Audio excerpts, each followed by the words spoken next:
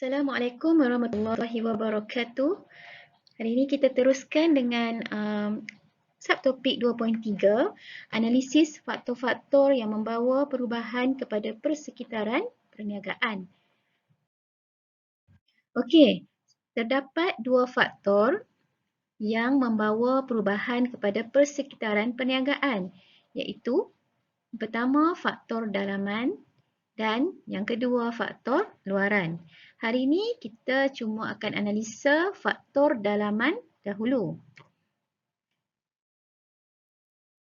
Kedua-dua faktor ini dianalisis dengan menggunakan analisis kekuatan, kelemahan, peluang dan ancaman, iaitu analisis SWOT. Kekuatan untuk strength, kelemahan weakness, peluang opportunities dan ancaman threatness.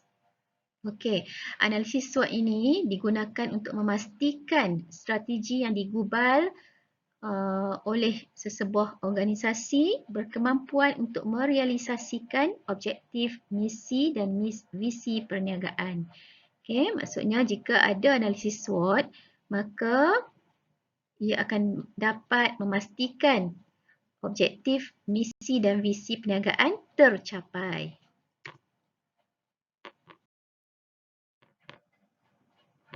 Baik. Apakah faktor dalaman? Okay, faktor dalaman ialah faktor-faktor yang dimiliki oleh sesebuah syarikat yang boleh memberi kekuatan dan kelemahan kepada sesebuah organisasi. Maksudnya, faktor dalaman ni dia akan boleh bagi kekuatan dan juga kelemahan. Okey. Dan faktor dalaman ni boleh dikawal oleh syarikat. Okey, ini ialah faktor dalaman. Yang pertama, gaya pengurusan, sumber manusia, pemasaran, pengeluaran, kewangan, penyelidikan dan pembangunan dan teknologi maklumat. Apakah faktor luaran? Faktor luaran ialah faktor-faktor yang boleh memberi ancaman dan peluang kepada sesebuah syarikat. Ini yang kita kaitkan dengan analisis SWOT tadi. Okey, ini ialah faktor luaran, politik, ekonomi, sosio-budaya, teknologi, ekologi, undang-undang dan biasanya faktor luaran ini di luar kawalan syarikat. Syarikat tak boleh nak kawal. Hari ini kita akan tengok faktor dalaman sahaja. Okay, yang pertama, faktor dalaman dari segi gaya pengurusan. Apakah maksud gaya pengurusan? Iaitu teknik mengurus sesebuah perniagaan yang akan memacu pertumbuhan perniagaan.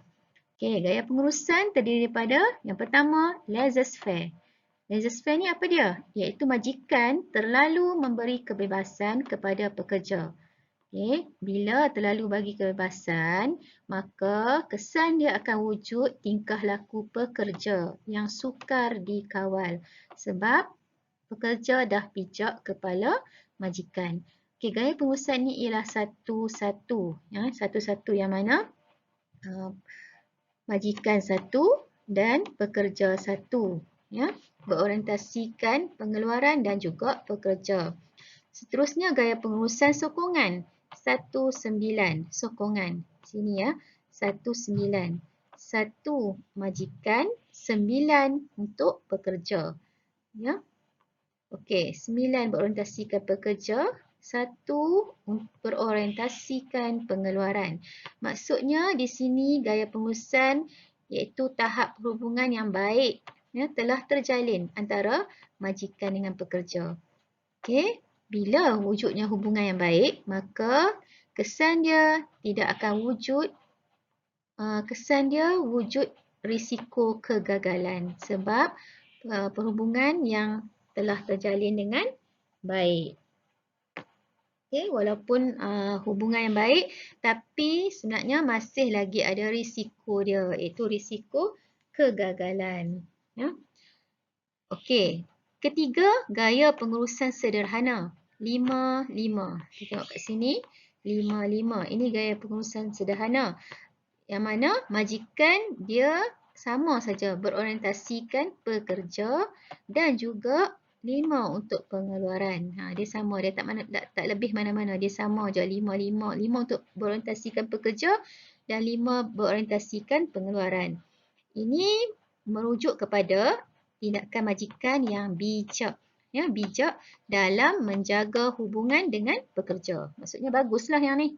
Ni good, bagus. Dia bagus pandai menjaga hubungan dengan pekerja. Okey, seterusnya gaya pengurusan autokratik. Okey, 91.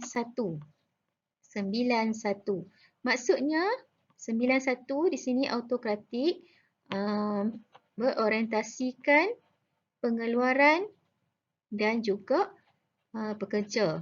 9 untuk pengeluaran dan 1 untuk pekerja. Majikan ni sangat tegas. Tegas dalam mencapai sesuatu matlamat perniagaan lah ataupun organisasi. Semua kena ikut. Dia maksudnya pekerja ni dia tidak ada pilihan lain. Melainkan kena ikut apa yang majikan arahkan. Apa kesan dia kepada pekerja? Berpotensi untuk menimbulkan ketidakpuasan hati di kalangan pekerja. Okey.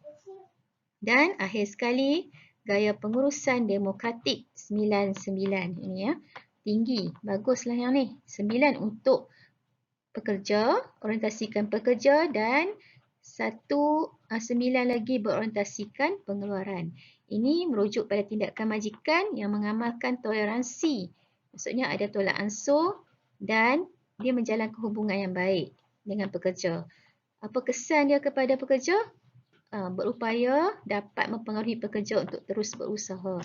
Maksudnya pekerja lebih bermotivasi, lebih seronok untuk bekerja, untuk capai matlamat organisasi. Okey, ini ialah huraian yang lebih jelas lagi lah sekiranya kamu ingin membuat soalan esei.